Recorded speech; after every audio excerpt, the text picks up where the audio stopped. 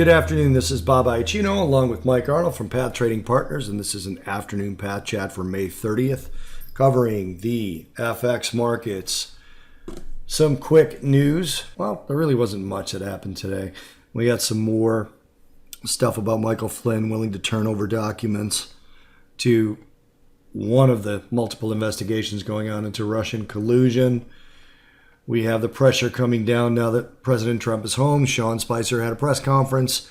He talked about all of the accomplishments in the overseas trip, and not one question was asked about the overseas trip other than about Angela Merkel's statements that Europe now has to learn to go it alone, which everybody pretty much took to say that it didn't go well with Donald Trump. Sean Spicer took it to mean that Europe has to take care of themselves, as every other country has to take care of themselves. So again, all about Russia, nothing about the overseas trip, which was historic on some levels, yet the press didn't really want to hear anything about it. The Dow ended up down about 50 points, quarter of a percentage point. S&P down about, just over a tenth. NASDAQ down just over a tenth. Crude oil ended up 0.2%, but below $50. Actually, it was 0.02%, so it was up a cent. It was unchanged. And gold was down, although it had a bid early on when VIX had a bid. Mike will cover a lot of this stuff in the futures markets, Path Chat.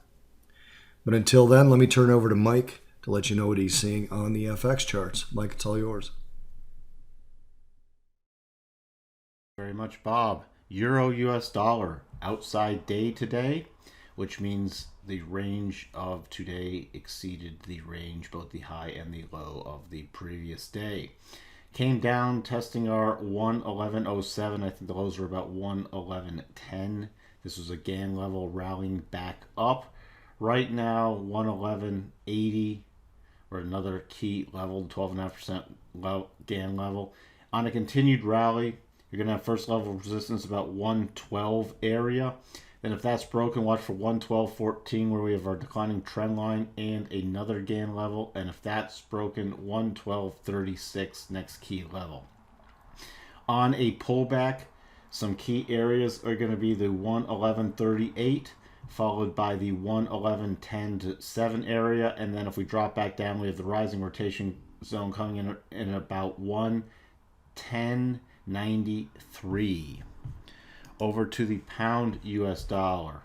Rallied up. First cross rotation zone area hit the 21, coming in about 128.88. This is pretty key. If we do rally back up, that 128.88 and the 128.77 is going to be key areas. If we get through there, 129.30 is the next level. We've now pulled back, found some support at again level 127.92. If we can get below this next support major level of 127.75, which is a defining point, if we get a sustained intraday move below that, or especially a close below that, we're into this big clear path, which would eventually have a target area right around 125.36. So that's what we're watching for. Before we got there, though, we would find the support, as I just mentioned, at 127.75. Then we'd be looking for the next levels, the 127.06 to 126.95 key area below that. Over to the US dollar, Japanese yen. Found some resistance today at our major GAN cluster area, right around this 111.20 to 26. Drop from there. So if it does rally back up, that 111.26 area is going to be very key. And then if we got through there, we'd be looking for 111.51, and then our significant level coming in at 111.65, where we also have the declining 21. If we head back lower, 110.75 first key area support, then 110.47, then we'd be looking for a significant level and our defining point coming in about 110.24. US dollar Swiss did trigger this double. We've mentioned multiple times that it's a lower probability by about 5 percentage points since it is against the rotation zone.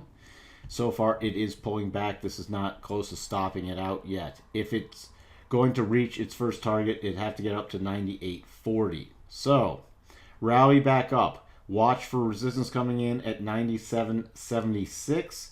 Followed by 97.93, then a retest of today's high so far, 98.07, and then the next key area, 98.19.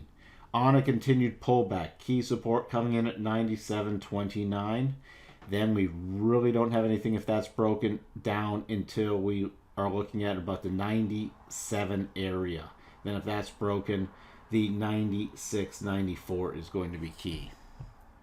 Aussie US dollar came down so far, found support pretty much exactly at our trend line that's been drawn since about the second week in May, and a prior key other level, the 76.41. So rallied back up. So far found some resistance right around the 74.67 level. If it does get through there, watch for 74.81 followed by 74.86. Then we'd retest a significant level at 74.93, and we'd be watching then for the 75 area. On a pullback, we'll be watching for minor support coming in about 74.27, major support coming in at 74.14 area. Then if that's broken, the next key cluster is about 73.81. US dollar, Canadian dollar rallied up into the declining rotation zone, nearly to a gain level at 135.08 before falling back down. So on a move back up, 134.81 next level, 135 above that, then we'd be watching if it does get through there to about 135.30 area. If it continues to pull back and head lower, first level support 134.48, next level 134.37. Then we'd be looking all the way down to 134.09 area as the next key level and our rising trend line. Finally, US dollar, Mexican peso. Big move up today. So far, stopping at the 37.5% gain level, where we're trading right now, the 1869.80. If we do get above there, eventually our next key levels aren't till 1880.20 and then 1881.74 to the upside. If it pulls back, first level support 1864.34. Next major level 1857.86. And then we'd be looking for about 1855.01. That's all we have for you. Back to you, Bob. Thanks everyone for watching, and we will talk to you in the next Pat Chat. Cheers, everyone.